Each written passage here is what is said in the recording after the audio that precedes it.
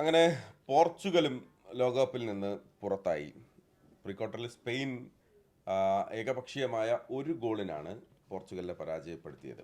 അവസാന നിമിഷം വീണ ഗോളിലാണ് റൊണാൾഡോയ്ക്കും കൂട്ടർക്കും പുറത്തേക്ക് പോകേണ്ടി വന്നത്. പക്ഷേ ഈ മത്സരം അവശേഷിപ്പിക്കുന്ന ചില ചോദ്യങ്ങളുണ്ട്. അത് തന്നെയാണ് നമ്മളിന്ന് വാർ റൂമിൽ വളരെ വിശദമായി എടുക്കുന്നത്. തുടക്കത്തിലേ പറയട്ടെ, വാർ റൂമാണ്.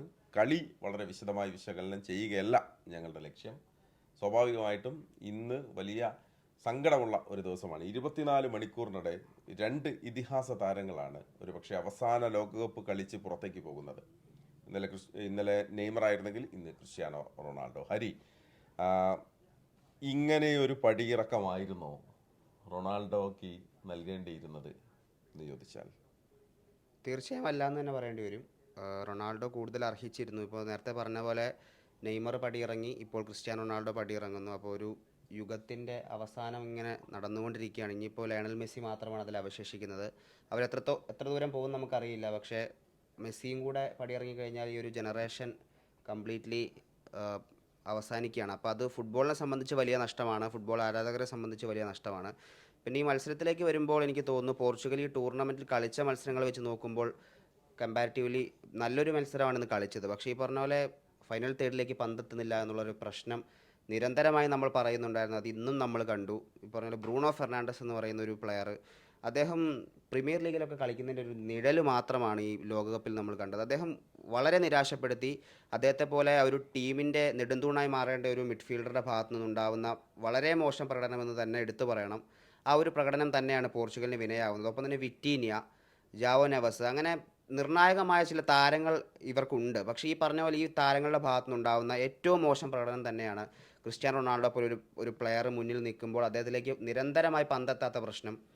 ചിലപ്പോൾ ആരാധകർ പലരും പറയുന്നുണ്ടാവാം റൊണാൾഡോ ഫിറ്റ്നസ് ഇല്ലാത്തത് കൊണ്ട് അവിടെ നിൽക്കുന്നു അങ്ങനെ എങ്ങനെയാണെന്നൊക്കെ. പക്ഷേ കൃത്യമായി പന്ത് ബോക്സിലേക്ക് ക്രോസ് ചെയ്യാനോ ഒന്നും ശ്രമിക്കുന്നില്ല. വരുന്ന പന്തുകളാണെങ്കിൽ പോലും ഇപ്പോൾ ബ്രൂണോ ഫെർണാണ്ടസ് കൊടുക്കുന്ന പന്തുകളൊന്നും ഒരു മനുഷ്യനും എടുക്കാൻ പറ്റാത്ത രീതിയിലുള്ള പന്തുകളാണ് ബോക്സിലേക്ക് കൊടുക്കുന്നത്. അപ്പോൾ എന്താണ് ഇവർ ഉദ്ദേശിക്കുന്നതെന്ന് കൃത്യമായി മനസ്സിലാവുന്നില്ല. സ്പെയിൻ അവർക്ക് കിട്ടിയ ഒരു അവസരം മുതലെടുത്തു. ഈ മത്സരത്തിൽ സ്പെയിനാണ് ഫൈനൽ തേർഡിൽ എന്തുകൊണ്ടും മൂർച്ച കൂടിയ ഒരു ആക്രമണം നടത്തിയത് സ്പെയിൻ തന്നെയാണ്. അപ്പോൾ പലകുറി അവർ ആദ്യ പകുതിയിലും ആ ഒരു ആക്രമണം നടത്തി. പക്ഷേ അവർക്ക് ഗോൾ വരാൻ കുറച്ച് വൈകിയെന്ന് ഒഴിച്ചു നിർത്തി കഴിഞ്ഞാൽ സ്പെയിൻ്റെ ഭാഗത്ത് നല്ല പ്രകടനം ഉണ്ടായി. നമ്മൾ പ്രതീക്ഷിച്ച പോലെ തന്നെ ഒരു ടൈറ്റ് ഫൈറ്റ് തന്നെയായിരുന്നു. പക്ഷേ ഈ പറഞ്ഞ പോലെ ഗോൾ അടിക്കാൻ മറന്നുകൊണ്ടിരിക്കുന്ന പോർച്ചുഗലിന് ആ ഒരു ക്വാർട്ടർ ഫൈനലിലേക്ക് എത്താൻ കഴിയുന്നില്ല എന്നുള്ളത് തന്നെയാണ് അതിൽ വേറെ വിഷയം. ശരി, നമ്മൾ കഴിഞ്ഞ വാർ റൂമിലാണ് നമ്മൾ ഈ കോച്ചിന്റെ പങ്ക് സംബന്ധിച്ച് നമ്മൾ വലിയ തർക്കം നടന്നത്. അപ്പം അന്ന് ഞാൻ പറഞ്ഞത് കോച്ചല്ല, കോച്ചിന്റെ കോച്ചിനേക്കാൾ കൂടുതൽ കളിക്കളത്തിൽ കളിക്കുന്ന താരങ്ങളുടെ ഒരു പ്രശ്നമാണ്. പക്ഷെ ഇന്ന് തീർത്ത് പറയാവുന്ന ഒരു കാര്യം, റോബർട്ടോ മാർട്ടിനസ് എന്ന് പറയുന്ന കോച്ചിന്റെ അങ്ങേയറ്റം മോശം പരിശീലനത്തിന്റെ കോച്ചിങ്ങിന്റെ ഒരു അവസ്ഥ ഇത് നമ്മൾ തന്നെയാണ് കാണുന്നത്. കാരണം കഴിഞ്ഞ മത്സരത്തിൽ ഞങ്ങൾ സൂചിപ്പിച്ചത്. കാരണം അതിൽ പറയേണ്ട ഒരു കാര്യം, ബ്രൂണോ ഫെർണാണ്ടസ് എന്ന് പറയുന്ന ഒരു താരം ഒച്ചിഴയും വേഗത്തിൽ ഇങ്ങനെ പന്തുമായി പുറകോട്ട് അങ്ങോട്ടും ഇങ്ങോട്ടും ഒരു ലക്ഷ്യബോധവും ഇല്ലാതെ അങ്ങോട്ടും ഇങ്ങോട്ടും പന്ത് കൊടുത്തിട്ട് പല സമയത്ത് ഈ ടെലിവിഷൻ ഇതിൽ ബ്രൂണോ ബ്രൂണോ നമുക്ക് കേൾക്കായിരുന്നു. നമ്മൾ തമാശ രൂപേണ പറഞ്ഞ കാര്യമാണെങ്കിൽ പോലും ബ്രൂണോ ബ്രൂണോ എന്ന് കേൾക്കായിരുന്നു. ആ താരത്തെ ഒന്ന് പിൻവലിക്കാൻ പോലും പറ്റാത്ത രീതിയിൽ അങ്ങനെ ഒരു തീരുമാനം എടുക്കുന്നത് എങ്ങനെയാണെന്ന് മനസ്സിലാവുന്നില്ല. ഓക്കെ, എന്തായാലും മത്സരത്തില് ഒരു പത്താമത്തെ മിനിറ്റിന് ശേഷം ബ്രൂണോയുടെ ഒരു പാസിൽ റൊണാൾഡോ ഒരു ഷോട്ട് അടിച്ചിട്ടുണ്ടായിരുന്നു. പക്ഷെ അത് സ്പെയിൻ്റെ ഗോൾ കീപ്പർ തടക്കുകയാണ് ചെയ്തത്. അത് ഒരു ഒറ്റ നല്ല ഷോട്ട്, ഒറ്റ ഷോട്ടാണ്. ഒറ്റ ഷോട്ട്. അതാണ് പറയാൻ വേണ്ടിയുള്ള ഒരു ഒറ്റ ഷോട്ട്, അത് മാത്രം. അത് ബ്രൂണോയുടെ പാസ് എനിക്ക് തോന്നുന്നു അത് റൊണാൾഡോ ഒരു 50% പോലും ചാൻസ് ഇല്ലാത്തൊരു പന്തിൽ ഒരു അറ്റംപ്റ്റ് നടത്തിയാണ്. അതാണ് അത് സംഭവം. ഈ പറഞ്ഞ പോലെ റൊണാൾഡോ ഇന്നൊരു ബോൾ ഹെഡ് ചെയ്യുന്നത് നമ്മൾ കണ്ടിട്ടില്ല. അദ്ദേഹത്തെ പോലൊരു, ഇപ്പം നമുക്കറിയാം പണ്ടത്തെ റൊണാൾഡോനെ നമുക്കിപ്പോൾ എക്സ്പെക്ട് ചെയ്യാൻ പറ്റില്ല. അയാളൊരു പ്രോപ്പർ സ്ട്രൈക്കറായിട്ടാണ് ഇപ്പോൾ കളിക്കുന്നത്. അപ്പോൾ ബോക്സിലേക്ക് കൃത്യമായ എയർ ബോൾ വന്നു കഴിഞ്ഞാൽ അദ്ദേഹത്തിന് അത് വളരെ മനോഹരമായി ഉപയോഗിക്കാൻ കഴിയും ആ ബോളുകൾ. അങ്ങനെ ഒരു പന്ത് വരാനോ കൃത്യമായി കൊടുക്കാനോ ഒരു താരവും ശ്രദ്ധിക്കുന്നില്ല. വെറുതെ ഗ്രൗണ്ട് ബോൾ കളിക്കുന്നു. കുറേ താരങ്ങളെ കട്ട് ചെയ്ത് അവിടെ പോകുന്നു, തിരിച്ച് പുറകോട്ട് വരുന്നു, പുറകിൽ മൈനസ് പാസ് കൊടുക്കുന്നു. ഇപ്പോൾ ഒരു ഗോളിന് പിന്നിട്ട് നിന്ന ശേഷം നമ്മൾ കളി കണ്ടു. മൈനസ് പാസ് നിരന്തരം കൊടുത്തുകൊണ്ടിരിക്കുകയാണ്. കളിക്ക് തീരാൻ 4 മിനിറ്റോ 3 മിനിറ്റോ മാത്രമാണ് ബാക്കിയുള്ളത്. അപ്പോഴും ഈ പറയുന്ന പോലെ ആക്രമിക്കണം, ഗോളടിക്കണം എന്നൊരു ചിന്ത ഒരു താരങ്ങൾക്കുമില്ല. ഇപ്പോൾ റൊണാൾഡോ ഒരാൾ വിചാരിച്ചാൽ മാത്രം നടക്കില്ല. റൊണാൾഡോ ഈ രാജ്യത്തിന് വേണ്ടി അദ്ദേഹത്തിൻ്റെ എല്ലാം സമർപ്പിച്ച് 6 ലോകകപ്പിൽ അദ്ദേഹം പോർച്ചുഗലിനായി ബൂട്ട് കെട്ടി. അദ്ദേഹത്തിൻ്റെ ഒരു കരിയറിൽ എനിക്ക് തോന്നുന്നു 976 ഗോളുകളാണ് അദ്ദേഹം നേടിയിട്ടുള്ളത്. അപ്പോൾ അത് മാത്രം മതി അദ്ദേഹത്തിന് ഡിഫൈൻ ചെയ്യാൻ എന്താണ് അദ്ദേഹം സ്വന്തമാക്കിയിട്ടുള്ളതെന്ന്. അപ്പം കിരീടമൊന്നുമല്ല ഒരു താരത്തിൻ്റെ ലെഗസിയെ ഡിഫൈൻ ചെയ്യുന്നത് നമ്മൾ രാവിലെ പറഞ്ഞു. അപ്പോൾ അത് തന്നെയാണ് ലെഗസി അദ്ദേഹം അവശേഷിപ്പിക്കുന്നു. അത് ബാക്കിയാക്കി തന്നെയാണ് അദ്ദേഹം ഈ ലോകകപ്പിനോട് വിട പറയുന്നത്. എനിക്ക് തോന്നുന്നു ഇനി പോർച്ചുഗലിൻ്റെ കുപ്പായത്തിൽ അദ്ദേഹം കളിക്കുമോ എന്നുള്ളത് ഇപ്പോഴും നമുക്ക് വ്യക്തതയില്ല. അദ്ദേഹം തന്നെ അത് അനൗൺസ് ചെയ്യേണ്ടതാണ്. അദ്ദേഹത്തിൻ്റെ മെൻറ്റാലിറ്റി വെച്ച് ചിലപ്പോൾ ഒരു യൂറോ കപ്പൊക്കെ അദ്ദേഹം വീണ്ടും കളിച്ചേക്കാം, അതും നമ്മൾ എടുത്തു പറയണം. പക്ഷേ ഇനി ഒരു ലോകകപ്പിലേക്ക് റൊണാൾഡോ ഉണ്ടാവും തോന്നുന്നില്ല. ഞാനൊരു സാധനം തന്നെ കണ്ടുള്ളൂ, അതായത് മറ്റൊരു ഗോൾഡൻ ജനറേഷൻ തുലച്ചിട്ട് ബോബി മടങ്ങി എന്ന് പറഞ്ഞിട്ട് റോബർട്ടോ മാർട്ടിനസിന്റെ പടം കൊടുത്തിട്ട്, അതായത് ബെൽജിയത്തിന്റെ ഒരു ഗോൾഡൻ ജനറേഷൻ ഉണ്ടായിരുന്നു, അദ്ദേഹം ഒന്നും ചെയ്യാൻ പറ്റാതെ ആ റോബർട്ടോ മാർട്ടിനസിനെ പോർച്ചുഗൽ ടീമിലേക്ക് കൊണ്ടുവരുന്നു. എന്നിട്ട് വീണ്ടും ആ ഒരു ഗോൾഡൻ ജനറേഷൻ പോർച്ചുഗലിന്റെ ഇവിടെ അവസാനിക്കുന്ന ഒരു കാഴ്ചയാണ് കാണുന്നത്. ഗോൾഡൻ അവസാനിച്ചിട്ടില്ല, ജനറേഷണൽ പ്ലെയേഴ്സ് ഉണ്ട്, പക്ഷെ ഒരു ജനറേഷണൽ ലെജൻഡ് ഇവിടെ അവസാനിക്കുന്ന ഒരു കാഴ്ച കണ്ടു. ക്രിസ്ത്യാനോ തന്നെ പറഞ്ഞു ഇന്നലെ അവസാന വേൾഡ് കപ്പ് ആയിരിക്കും എന്നുള്ള കാര്യം ഉറപ്പിച്ച് പറഞ്ഞു. അത് നമുക്കറിയായിരുന്നു, പക്ഷേ ഇന്നലെ അദ്ദേഹത്തിൻ്റെ വായിൽ നിന്ന് നമുക്ക് ആ ഒരു ഇത് കേൾക്കേണ്ടി വന്നു. ആൻഡ് ഇങ്ങനെ അവസാനിക്കേണ്ടായിരുന്നില്ല. പിന്നെ ഇന്നത്തെ മത്സരത്തിൽ അദ്ദേഹത്തിന്റെ ഒരു ഷോട്ട് ഉണ്ടായിരുന്നു, അവസാന നിമിഷത്തിൽ അടിച്ച ആ ഒരു ബൈസിക്കിളൊക്കെ ആയിരിക്കും ഒരു പക്ഷെ അദ്ദേഹം ഉദ്ദേശിച്ചിട്ടുണ്ടാവും, പക്ഷെ വേണ്ട രീതിയിൽ അത് കൊടുക്കാൻ പറ്റിയില്ല. പക്ഷെ ആ ഗോൾ കീപ്പറുടെ ഒരു നല്ലൊരു സേവും കണ്ടു. ആ ഒരു ഗോളായിരുന്നെങ്കിൽ റൊണാൾഡോയുടെ യാത്രയപ്പ് ഇങ്ങനെ ആവുമായിരുന്നില്ല. ക്രിസ്ത്യാനോ റൊണാൾഡോ ഫാൻസ് കുറച്ചുകൂടെ ഒരു ഹാപ്പി ആവുമായിരുന്നു. തോറ്റാലും ഈ ഒരു മത്സരത്തിന് ശേഷം അവരെ ഹാപ്പി ആവുമായിരുന്നു, ആ ഒരു ഗോൾ ആഘോഷിക്കപ്പെടുമായിരുന്നു. അതാണ് അവിടെ അതും ഇല്ലാതായിപ്പോയി നിർഭാഗ്യവശാൽ. എനിക്ക് ആ അഭിപ്രായത്തിനോട് യോജിപ്പില്ല. എന്ന് പറഞ്ഞാൽ ഗോൾ അടിച്ചെങ്കിലും ആഘോഷിക്കാൻ പറ്റില്ല, കളി ജയിക്കണമല്ലോ. ഇപ്പോൾ റൊണാൾഡോ ഗോൾ അടിക്കുന്നത് ഇനി ആഘോഷിക്കേണ്ട ആവശ്യമില്ല. 976 ഗോളുകൾ അദ്ദേഹം അടിച്ചിട്ടുണ്ട്. അപ്പോൾ ഗോൾ അടിക്കുന്നതിലല്ല, അദ്ദേഹത്തിൻ്റെ ഏക ലക്ഷ്യം എന്ന് പറയുന്ന ആ കിരീടമായിരുന്നു. ആ കിരീടത്തിലേക്കുള്ള വഴിയിൽ എവിടെ വീണു പോയാലും അത് വലിയ നിരാശ. ഗതി മാറ്റിയിരുന്നെങ്കിൽ സ്വാഭാവികമായിട്ടും അത് പറഞ്ഞു. പക്ഷേ അങ്ങനെ ഒരു ഗോള് വരുന്നത് ഒരു പക്ഷേ അദ്ദേഹത്തിന്റെ അവസാന ലോകകപ്പിൽ അങ്ങനെ ഒരു അറ്റംപ്റ്റിലൂടെ ഒരു ഗോൾ ഒരു സമനില ഗോളോ വിജയ ഗോളോ ഒക്കെ ആണെങ്കിൽ അതടിച്ചിരുന്നെങ്കിൽ അവർ ലീഡ് ചെയ്ത് അങ്ങനെയാണ് വല്ല ഈ ഒരു ഗോൾ കൊണ്ട് മാത്രം ആ ഒരു. ഞാനൊരു കാര്യം കൂടെ അതിനോട് ചേർത്ത് പറയട്ടെ. ഈ ക്രിസ്ത്യാനോ റൊണാൾഡോ ഈ മത്സര ശേഷം നമ്മൾ ഗ്രൗണ്ടിൽ നിൽക്കുന്ന വീഡിയോ ഇപ്പോൾ അല്പസമയം മുമ്പാണ് നമ്മൾ കണ്ടുപോയത്. ഭയങ്കര സങ്കടം തോന്നി അല്ലേ. നമ്മൾ അദ്ദേഹത്തിന് പലപ്പോഴും അദ്ദേഹത്തിന് ഒപ്പമുള്ള താരങ്ങൾ പോലും വന്നിട്ട് അദ്ദേഹത്തിന് ഒരു ഷെയ്ക്കൻഡ് കൊടുക്കുന്നുണ്ടാകാം, പക്ഷെ ഒരു ആത്മാർത്ഥമായിട്ടുള്ളൊരു എവിടെയോ അയാൾ ഒറ്റപ്പെട്ട് നിൽക്കുന്നത് പോലെ ആണെങ്കിൽ ഇന്നത്തെ മത്സരം അവസാന മത്സരമാണെങ്കിൽ, പോർച്ചുഗലിന്റെ ജേഴ്സിയിൽ അവസാന മത്സരമാണെങ്കിൽ ഇങ്ങനെ പോരായിരുന്നില്ല അദ്ദേഹത്തിന്റെ ഒരു യാത്രയപ്പ് എന്ന് പറയുന്നത്. സാധാരണ നമ്മൾ കണ്ടതാണ് ഈ മെക്സിക്കൻ ടീം ഒച്ചോക്കൊക്കെ കൊടുത്ത യാത്രയപ്പ്. അതിനേക്കാൾ അർഹത പോർച്ചുഗലിൽ നിന്ന് പടിയിറങ്ങുമ്പോൾ റൊണാൾഡോക്ക് തീർച്ചയായിട്ടുമുണ്ട്. പക്ഷെ ആ ഒരു പരിഗണന കിട്ടിയില്ല എന്നുള്ളതാണ്. മഹേഷ് ഫസ്റ്റ് പറഞ്ഞ മറ്റൊരു കാര്യമുണ്ട്, ബ്രൂണോക്കെതിരെ പറഞ്ഞ ഈ ആദ്യത്തെ മത്സരം കോങ്കോയോടായിരുന്നു. ആ മത്സരം മുതൽ ബ്രൂണോക്കെതിരെ പോർച്ചുഗൽ ആരാധകർ നിരന്തരം പറഞ്ഞുകൊണ്ടിരിക്കുന്ന കാര്യമാണ്. പക്ഷെ എന്നിട്ടും എന്തുകൊണ്ടായിരിക്കും അദ്ദേഹത്തെ പിന്നീട് മാറ്റാനുള്ളൊരു ശ്രമം? ആ ഒരു മത്സരം അതിനുശേഷം 4ാമത്തെ മത്സരമാണിത്, അദ്ദേഹത്തെ മാറ്റാൻ ഒരു പരീക്ഷണത്തിന് കോച്ച് മുതിരാത്തത് എന്തുകൊണ്ടായിരിക്കും? ഇന്ന് ബെർണാഡോ സിൽവയും കോൺസൈസയും ഒക്കെ ഇറങ്ങി വളരെ പെട്ടെന്ന് ഒരു മാറ്റം കളിയിലോടും. എന്താണ് ആ രീതിയിൽ സംഭവിച്ചത്? അല്ല, ബ്രൂണോ ഫെർണാണ്ടസിനെ പ്ലേയിങ് 11 നിന്ന് മാറ്റുക എന്ന് പറയുന്നത് അത്ര എളുപ്പമല്ല. കാരണം പ്രീമിയർ ലീഗിലെ ബെസ്റ്റ് പ്ലെയർ ആയിട്ടാണ് അദ്ദേഹം ലോകകപ്പിന് എത്തുന്നത്. മാത്രമല്ല ടാലന്റഡ് പ്ലെയേഴ്സിനെ ഒരിക്കലും പ്ലേയിങ് 11 നിന്ന് ഒഴിവാക്കുക എന്ന് പറയുന്ന ഒരു കോച്ചിനെ സംബന്ധിച്ച് എളുപ്പമുള്ള കാര്യമല്ല. അതിപ്പോൾ ബ്രൂണോ ഫെർണാണ്ടസ് ആയിക്കോട്ടെ, ക്രിസ്ത്യാനോ റൊണാൾഡോ ആയിക്കോട്ടെ, ഏത് താരവും ആയിക്കോട്ടെ, അവർ പ്രതീക്ഷ അർപ്പിക്കുന്ന ചില താരങ്ങളുണ്ടാവും. അവരുടെ ഭാഗത്തുനിന്ന് ഏത് നിമിഷവും ഡിസിസീവ് ആയിട്ടുള്ള പെർഫോമൻസ് വരുമെന്ന പ്രതീക്ഷയിലാണ് പരിശീലകർ അവർ വീണ്ടും ട്രൈ ചെയ്യുന്നത് അവരെ. അല്ലാതെ ഇപ്പോൾ ഈ മത്സരത്തിൽ ബ്രൂണോ കളിച്ചില്ല എന്ന് വെച്ചാൽ അടുത്ത മത്സരത്തിൽ കളിക്കില്ല എന്ന് അവർക്ക് മുൻവിധിയോടുകൂടി കാണാൻ കഴിയില്ല. അതാണ് ഞാൻ പറയുന്നത്. ഇൻഡിവിജ്വൽ ബ്രില്യൻസ് ഉള്ള പ്ലെയേഴ്സിനെ അങ്ങനെ യൂസ് ചെയ്യാൻ പറ്റുള്ളൂ. ഇപ്പം ബ്രൂണോ ഫെർണാണ്ടസിന്റെ കഴിവിനൊന്നും നമുക്ക് സംശയമില്ല. ഈ ലോകകപ്പിൽ അദ്ദേഹം നിരാശപ്പെടുത്തി എന്നുള്ള ഒരു സംശയവുമില്ല, അത് 100% ശരിയാണ്.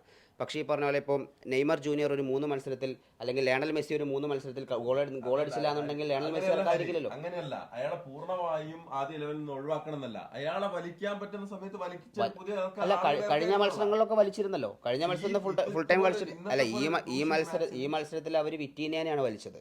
വിറ്റീനിയാണ് അവർക്ക് ഔട്ട് ഓഫ് പെർഫോമൻസ് ആയിട്ട് തോന്നിയത്, അതുകൊണ്ട് വിറ്റീനിയനെ വലിച്ചു. പക്ഷേ ബ്രൂണോ ഫെർണാണ്ടസിന്റെ പെർഫോമൻസ് ഈ പറഞ്ഞ പോലെ പരിശീലകന്റെ പ്രശ്നം നമ്മൾ നിരന്തരമായി പറയുന്നുണ്ട്. അന്നേരം ഇവിടെ പലപ്പോഴും പലരും എതിർത്തു.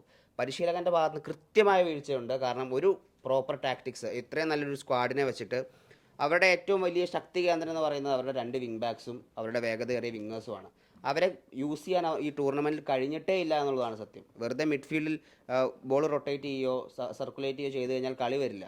അത് ചെയ്യേണ്ടതെന്ന് പറഞ്ഞാൽ കൃത്യമായി വിങ്ങുകൾ എക്സ്പ്ലോയിറ്റ് ചെയ്ത് മാത്രമേ കളിക്കാൻ പറ്റുള്ളൂ. നമ്മൾ കണ്ടില്ല ലഫ്യുവൻ്റെ ചെയ്തത് കണ്ടില്ലേ, കൃത്യമായ സബ്സ്റ്റിറ്റ്യൂഷൻസ് കൊണ്ടുവന്നു. At the end of the day ആ സ്ക്രീനിൻ്റെ മൂലയ്ക്കുള്ള സ്കോർ ബോർഡാണ് ഏറ്റവും ഇമ്പോർട്ടൻ്റ്. അപ്പോൾ അതിലേക്ക് നമ്പേഴ്സ് എത്തിക്കുക എന്നുള്ളതാണ് ഏറ്റവും. ബോൾ കയ്യിൽ വെച്ചു, ബോൾ കുറേ പാസ് ചെയ്തു എന്നുള്ളതിനും ഇപ്പോൾ ഇന്ന് നമ്മൾ പ്രതീക്ഷിച്ചത്, തുടക്കം മുതൽ പ്രതീക്ഷിച്ചത് സ്പെയിൻ ഡോമിനേറ്റ് ചെയ്യും. പക്ഷേ അവസാന സ്റ്റാറ്റ്സ് നോക്കുമ്പോൾ സ്പെയിൻ ഡോമിനേറ്റ് ചെയ്തിട്ടുണ്ട് പൊസിഷനൊക്കെ. പക്ഷേ തുടക്കത്തിൽ പോർച്ചുഗലിന് പന്ത് കിട്ടുന്ന കാഴ്ചയൊക്കെ കണ്ടായിരുന്നു. എന്നിട്ട് ആ പന്ത് പൊസിഷൻ ഉപയോഗിക്കാൻ പോർച്ചുഗലിന് പറ്റിയില്ല.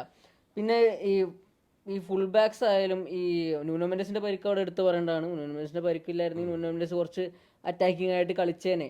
ബട്ട് അല്ലെങ്കിൽ പോലും ക്യാൻസലോന് എത്ര അവസരങ്ങൾ കിട്ടി ക്രോസ് ചെയ്യാൻ, കൃത്യമായ ക്രോസ് നൽകാൻ അദ്ദേഹത്തിന് പറ്റിയിട്ടില്ല. ബ്രൂണോൻ്റെ പാസുകൾ കണ്ടു കുറേ, എല്ലാം അപ്പുറത്തേക്കാണ് പോകുന്നത്, കുറച്ച് നീങ്ങിയിട്ടാണ് പോകുന്നത് എല്ലാ പാസുകളും. അപ്പോൾ എനിക്ക് ഒരു ഫൈനൽ തേർഡിലെ ഡിസിഷൻ മേക്കിംഗ് ഭയങ്കര മോശമായിരുന്നു, രണ്ട് ടീമുകളുടെയും മോശമായിരുന്നു. പക്ഷെ അവസാനം ഒരു ചാൻസ് സബ്സ്റ്റിറ്റ്യൂട്ട് മിക്കൽ മെറീനോയ്ക്ക് കിട്ടി, അദ്ദേഹം അത് ഗോളാക്കുകയും ചെയ്തു. അപ്പോൾ അതാണ് ആ ചെറിയ മൊമെന്റ്സ് മതി കളി മാറ്റാം. അങ്ങനെ മൊമെന്റ് പോർച്ചുഗലിന് ക്രിയേറ്റ് ചെയ്യാൻ പറ്റിയില്ല, സ്പെയിന് ക്രിയേറ്റ് ചെയ്യാൻ പറ്റി. അതാണ് ഈ മാച്ചിന്റെ ഒരു എൻഡ് പ്രൊഡക്റ്റ്. ഈ ആകെ മൊത്തം ഈ മത്സരത്തിൽ നമ്മൾ ആദ്യം എന്താ പറയാ, വലിയ ഫൈനൽ തേർഡിലേക്ക് വലിയ മുന്നേറ്റങ്ങളൊന്നും ഉണ്ടായിട്ടില്ലെങ്കിലും നമ്മൾ ഇന്ന് കണ്ട നല്ല ഒരു ഫുട്ബോൾ, ഒരു പ്രതിരോധ നിര താരവും ഒരു മുന്നേറ്റ നിര താരവും തമ്മിലുള്ള ഒരു ഫൈറ്റ്, ന്യൂനോ മെൻഡസും ലാമിൻ യമാലും കുറച്ചു നേരം കാണാൻ പറ്റിയിട്ടുള്ള ഒരു സങ്കടമുള്ള, അത് രസകരമായിരുന്നു. ന്യൂനോ മെൻഡസ് വളരെ കൃത്യമായി യമാലിനെ പൂട്ടുന്നുണ്ടായിരുന്നു. ആ പൂട്ട് പൊളിച്ച് യമാൽ ഒന്ന് മുന്നോട്ട് പോയതിലാണ് ഞാൻ മനസ്സിലാക്കിയ അദ്ദേഹത്തിന് പരിക്കേൽക്കുന്ന സിറ്റുവേഷനിലേക്ക് വന്നത്. പക്ഷേ ഈ മത്സരത്തിന് മുൻപ് യമാൽ പറഞ്ഞിരുന്നു അല്ലെ, അദ്ദേഹത്തിന്റെ ഏറ്റവും എന്താ പറയാ ഒപ്പോണന്റ് ഭയങ്കര ഡിഫിക്കൽട്ട് ആയിട്ടുള്ള ഒപ്പോണന്റ്. എനിക്ക് തോന്നുന്നു ഈ കളിയുടെ ഗതിയിലാകെ പോർച്ചുഗലിന് തടസ്സമായത് ന്യൂനോ മെൻഡസ് പോയത് ഉണ്ടെന്ന് സംശയമുണ്ട് അല്ലേ. ഓക്കെ, സൈഫുള്ള വാർ റൂമിൽ ആദ്യമായിട്ടാണല്ലോ ഇരിക്കുന്നത്. അപ്പം ഈ വീറും വാശിയൊക്കെ നമുക്കങ്ങ് മാറ്റി വെച്ച് പറഞ്ഞാൽ യഥാർത്ഥത്തിൽ ക്രിസ്ത്യാനോ റൊണാൾഡോ കടന്നു പോകുമ്പോൾ ഉണ്ടാക്കുന്ന ഒരു ഗ്യാപ്പ് അത് എത്രത്തോളം ഉണ്ട് സൈഫുള്ള? ഞാൻ ഫുട്ബോൾ കാണാൻ തുടങ്ങുന്നത് 2002 വളരെ ചെറുപ്പത്തിലാണ്. പക്ഷെ അന്ന് ആ സമയത്ത് വെച്ചാൽ ഒരുപാട് ടി വികളൊന്നുമില്ല, തറവാട്ടിൽ നിന്നാണ് ടി വി കാണുക. നമ്മുടെ കുടുംബക്കാരൊക്കെ അടുത്തടുത്താണ് താമസം, അവരൊക്കെ കാണാൻ വരും, അതുപോലെ അയൽവക്കാരൊക്കെ കാണാൻ വരും. അങ്ങനെ കണ്ടുള്ള പരിചയമാണ്. പിന്നീട് 2006 സജീവമായിട്ട് ഈ കാണാൻ തുടങ്ങി. അന്ന് മുതൽ കാണുന്നൊരു മുഖമാണ് ക്രിസ്ത്യാനോ റൊണാൾഡോ എന്ന് പറയുന്നത്. ഞാൻ ഒരു മെസ്സി ആരാധകനാണ്. പക്ഷേ മെസ്സിക്കൊപ്പം എത്തുന്ന ഒരു താരം, മെസ്സി എന്ന പേര് എപ്പോഴും നമ്മൾ പറയുമ്പോൾ തൊട്ടടുത്ത് റോണോയുടെ പേരും കൂടെ വെക്കാറുണ്ട്. അങ്ങനെ ഒരു കണ്ട താരമാണ്. ഇപ്രാവശ്യം പടിയിറങ്ങുമ്പോൾ, അതായത് പോർച്ചുഗലിന് ഇത്രയും കൂടുതൽ ഒരു ആരാധകർ ഇപ്പോഴും ഉള്ളത്, പോർച്ചുഗലിൻ്റെ ഫ്ലെക്സ് നമുക്ക് കാണാം എല്ലാ ലോകകപ്പിനും, അതുപോലെ ഈ യൂറോ കപ്പൊക്കെ നടക്കുമ്പോഴും പോർച്ചുഗലിൻ്റെ ഫ്ലെക്സ് കാണും. അതിനൊരു കാരണക്കാരൻ റൊണാൾഡോ എന്ന് പറയുന്ന ആ ഒരു താരമാണ്. അദ്ദേഹത്തിൻ്റെ പേരിൽ ഒരു ലോകകപ്പ് വേണം, അദ്ദേഹം ലോകകപ്പ് ഉയർത്തണം എന്നുള്ളതൊരു ആഗ്രഹമായിരുന്നു. കാരണം കഴിഞ്ഞ വർഷം മെസ്സിക്ക് കിട്ടി. ഇത്തവണ മെസ്സിയും ടീമും ഉണ്ടെങ്കിൽ പോലും ഇപ്പുറത്ത് ഇങ്ങനെ ഒരു താരം നിൽക്കുമ്പോൾ നമ്മുടെ അതിൻ്റെ ഒരു കളിയുടെ ഒരു സ്പിരിറ്റിൽ വെച്ച് നോക്കുമ്പോൾ അദ്ദേഹം അതിന് അർഹനാണ്. കാരണം ആ ഒരു എത്ര വർഷമായി കഷ്ടപ്പെടുന്നു, എത്ര നല്ല മത്സരം, സ്വന്തം പേരിലില്ലാത്ത റെക്കോർഡുകളില്ല. യൂറോ കപ്പും അടിച്ചിട്ടുണ്ടായിരുന്നു.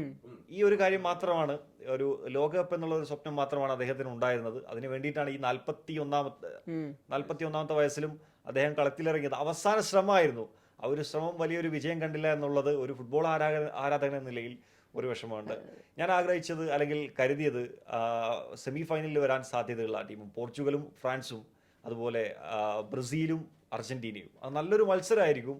പ്രത്യേകിച്ച് ആളുകൾക്കൊക്കെ കാണാൻ ഒരു ആവേശമുള്ള ഒരു മത്സരമായിരിക്കും ഈ 4 ടീമുകളും എത്തുമ്പോഴെന്ന് പറയുന്നത്. പക്ഷേ നിർഭാഗ്യം എന്ന് പറയട്ടെ, അവർക്ക് സാധിച്ചില്ല. കഴിഞ്ഞ വർഷവും ഇതുപോലെ മൊറോക്കയോടാണ് ക്വാർട്ടർ ഫൈനലിൽ തോൽക്കുന്നത്. അതും അവർ പ്രതീക്ഷിച്ച ഒരു മത്സരമായിരുന്നു. അർജന്റീനയും പോർച്ചുഗലും ഒക്കെ ഫൈനലിൽ വരും എന്നൊക്കെ കരുതിയ ഒരു മത്സരമായിരുന്നു. അതും ഇല്ലാതായി. ഇപ്രാവശ്യവും റോണോ ഇങ്ങനെ പോവുകയാണ്. റോണോ മാത്രമല്ല, ഒരു വലിയൊരു ഡസനോളം ഇതുപോലെയുള്ള ഇതിഹാസ താരങ്ങൾ പടിയിറങ്ങുന്നുണ്ട്.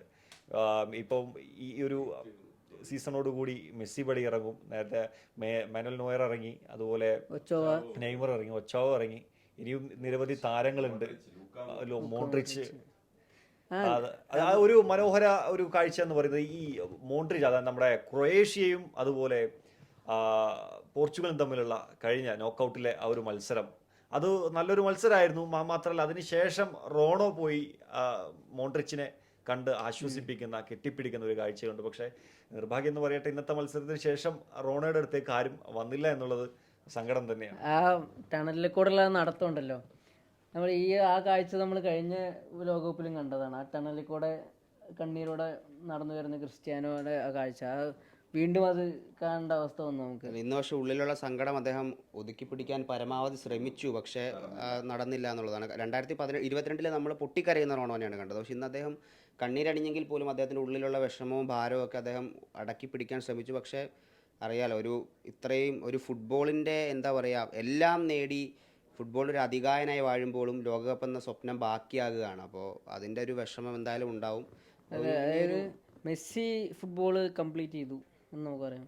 ക്രിസ്ത്യാനോയും അത് ചെയ്താൽ മതിയായിരുന്നു. ക്രിസ്ത്യാനോയും അത് കംപ്ലീറ്റ് ചെയ്യേണ്ട ആളായിരുന്നു എന്നെനിക്ക് തോന്നുന്നത്. കാരണം അല്ല, മെസ്സി വളർന്നത് ക്രിസ്ത്യാനോ ഉള്ളതുകൊണ്ടാണ്, ക്രിസ്ത്യാനോ ഉള്ളത് മെസ്സി വളർന്നതുകൊണ്ട് തന്നെ. മെസ്സി ഉള്ളതുകൊണ്ടാണ് ക്രിസ്ത്യാനോ വളർന്നത്. അപ്പോൾ രണ്ടുപേരും അങ്ങോട്ടും ഇങ്ങോട്ടും 25 വർഷത്തോളം ബിഗ് സ്റ്റേജിൽ കോമ്പീറ്റ് അതെന്ത് എന്ത് വലിയ കാര്യമാണ്. എനിക്ക് തോന്നുന്നു ഒരു ജനറേഷനിലും തുടർച്ചയായി 25 കൊല്ലത്തോളം രണ്ട് താരങ്ങൾ തമ്മിൽ കോമ്പീറ്റ് ചെയ്തിട്ടില്ല. അത് തന്നെയാണ് ഈ ഫുട്ബോൾ. മെസ്സി, റൊണാൾഡോ, അതുപോലെ പഴയ പിന്നെ റൊണാൾഡിനോ പോലെയുള്ള താരങ്ങളുണ്ടല്ലോ, ആ ഒരു ശ്രേണി, മറഡോണ, പെലെ, അങ്ങനെ മുതൽ തുടങ്ങിക്കഴിഞ്ഞാൽ ഒരു പക്ഷേ കപ്പില്ലാത്ത, ഒരു ലോകകപ്പില്ലാത്തൊരു താരം എന്നുള്ള ഒരു അത് റൊണാൾഡോ മാത്രമായിരിക്കും എന്ന് തോന്നുന്നു. നെയ്മറുണ്ട്, അതെ, നെയ്മറും അതുപോലെ മെസ്സിയും, ക്ഷമിക്കണം, റൊണാൾഡോ. മെസ്സി കഴിഞ്ഞ വർഷം അത് നേടിയെടുത്ത് കഴിഞ്ഞു. ബാക്കി എല്ലാവരും നോക്കിയാൽ നമുക്ക് റൊണാൾഡീനോ, അതുപോലെ സിദാൻ, പല താരങ്ങളും ആ ഒരു കടമ്പ കടന്നു കഴിഞ്ഞാണ്. ഇവിടെ മാത്രമാണ് ഒരു നിർഭാഗ്യം ഉണ്ടായിരിക്കുന്നത്. അല്ല, റൊണാൾഡോയ്ക്ക് പിന്നെ മറ്റെല്ലാം നേടാൻ കഴിഞ്ഞു കേട്ടോ. ബാലൻഡിയോർ ആയിക്കോട്ടെ, പോർച്ചുഗലിനൊപ്പം മറ്റ് കിരീടങ്ങളായിക്കോട്ടെ, ചാമ്പ്യൻസ് ലീഗ് ആയിക്കോട്ടെ, പ്രീമിയർ ലീഗ് ആയിക്കോട്ടെ, എല്ലാം നേടാൻ കഴിഞ്ഞു. പക്ഷേ നെയ്മർ അങ്ങനെയല്ല, ഒന്നും നേടാതെയാണ് പോകുന്നത്. ചാമ്പ്യൻസ് ലീഗ് നേടിയെന്ന് ഒഴിച്ചു നിർത്തി കഴിഞ്ഞാൽ ഒരു ബാലൻഡിയോറൊക്കെ അർഹിച്ചിരുന്നു. അപ്പോൾ നെയ്മറിൻ്റെ വിഷയം നമ്മൾ സംസാരിച്ചതാണ്, അതുകൊണ്ട് ഇനി അത് നമ്മൾ പറയേണ്ടതില്ല. അപ്പോൾ പക്ഷേ ഞാൻ ഇതിൽ കോച്ചിൻ്റെ പ്രശ്നമുണ്ട്. ഞാൻ നിർത്തില്ല പറയല്. കാരണം ഈ കോച്ചിന് എനിക്ക് ആ ബെൽജിയത്തിൻ്റെ അന്ന് മുതൽ എനിക്ക് താല്പര്യമില്ല, റോബർട്ടോ മാർട്ടിനസ് പറഞ്ഞ കോച്ചിനെ. അപ്പോൾ പ്ലെയേഴ്സിൻ്റെ പാസ് ചെയ്തില്ല അങ്ങനെ കുറേ കഥകൾ കേൾക്കാം. പക്ഷേ ആ കോച്ച് അവിടെ നല്ല രീതിയിൽ അദ്ദേഹത്തിന്, അതായത് ഈ വേൾഡ് കപ്പ് നാഷണൽ ടീംസിൻ്റെ മാച്ചസിൻ്റെ ഒക്കെ കാര്യം എന്താണെന്ന് വെച്ചാൽ at the end of the day ആ സ്കോറാണ് ഇമ്പോർട്ടൻ്റ്. അതിന് ലഫ്യുവൻ്റെ അതാണ് നോക്കിയത്, എങ്ങനെ കളിക്കുന്നു, ഡോമിനേറ്റ് ചെയ്തോ, ഷോട്ട് അടിച്ചോ ഒന്നും ആൾ നോക്കിയില്ല. ആൾ നോക്കിയത് ആ സ്കോറ് 1-0 ജയിക്കുക എന്നുള്ള സ്കോറാണ്. അവസാന നിമിഷമായാലും ആ ഗോൾ കണ്ടെത്താനുള്ള ചാൻസ് ഉണ്ടാക്കി കൊടുക്കുക, അതാണ് ശ്രമിച്ചത്. ജയിക്കുകയും ചെയ്തു. ഓക്കെ, അപ്പോൾ വാർവൂടെ അവസാനിക്കുകയാണ്. പക്ഷേ ഇതിൽ ഏറ്റവും പ്രധാനപ്പെട്ട ഒരു കാര്യം എന്ന് പറയുന്നത് CR7 ഇനി അടുത്ത ലോകകപ്പിൽ ഉണ്ടാകില്ല എന്നുള്ളതാണ്. അപ്പോൾ ഒരു വലിയ യുഗം അവസാനിക്കുകയാണ്, ലോകകപ്പിൽ കഴിയുകയാണ്. അദ്ദേഹത്തിൻ്റെ നേരത്തെ ഹരി പറഞ്ഞതുപോലെ പൂർണ്ണമായി അദ്ദേഹത്തെ പോർച്ചുഗലിൻ്റെ കുപ്പായത്തിൽ നിന്ന് മാറി നിൽക്കാതിരിക്കട്ടെ തൽക്കാലം. കാരണം ഒരു വലിയ വേദന നമ്മളെ സംബന്ധിച്ച് നെയ്മറിൻ്റെ കാര്യത്തിലുണ്ട്. അത് കഴിഞ്ഞ് CR7 കൂടി വന്നു കഴിഞ്ഞാൽ അത് ഫുട്ബോൾ ആരാധകരെന്ന നിലയിൽ നമുക്ക് വലിയ വിഷമമുണ്ടാക്കുന്ന കാര്യമാണ്. അങ്ങനെ കടുത്ത തീരുമാനങ്ങളിലേക്ക് ഒരു പക്ഷെ പോകാതിരിക്കട്ടെ. പക്ഷേ കളി അവസാനിപ്പിച്ചു പോകുന്ന റോണോ, അദ്ദേഹത്തിന് ഇങ്ങനെയൊരു യാത്ര ഇപ്പോൾ ആയിരുന്നില്ല കൊടുക്കേണ്ടിയിരുന്നത്. സഹതാരങ്ങളാണെങ്കിലും ഫുട്ബോൾ ലോകമാണ്, ഫുട്ബോൾ സ്നേഹിക്കുന്ന ആളുകളാണെങ്കിലും എവിടെയൊക്കെ പിഴച്ചു പോർച്ചുഗലിന്. അതിൽ ആരാണ് പ്രതി, ആരാണ് അതിൽ പ്രധാനപ്പെട്ട പേരൊന്നും പറയുന്നില്ല. പക്ഷേ കോച്ച്, നിങ്ങളൊരു വമ്പൻ പരാജയമായിരുന്നു എന്ന് പറഞ്ഞ് അവസാനിപ്പിക്കുകയാണ്. Thank you.